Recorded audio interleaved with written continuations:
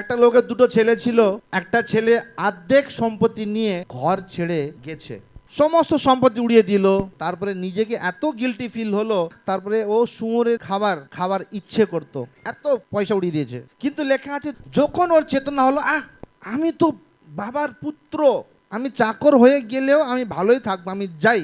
এখানে এই ছেলেটা কি করলো, সব সম্পত্তিগুলো উড়িয়ে দিল। তারপরে যখন ওর হোশ ঠিকানা আসলো, ও ফিরে আসলো।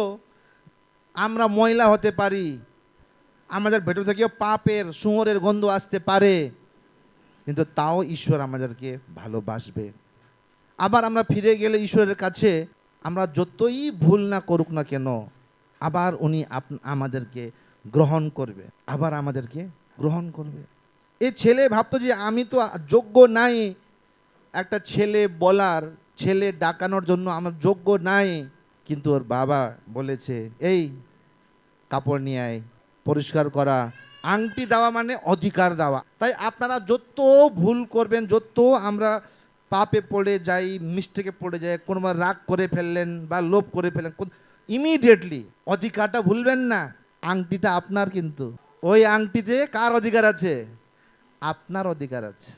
ওই আংটিতে আপনার অধিকার আছে, কিন্তু ভুলবেন না যে আপনি ঈশ্বরের সন্তান, আর আশিস আপনার জীবনে আসবে।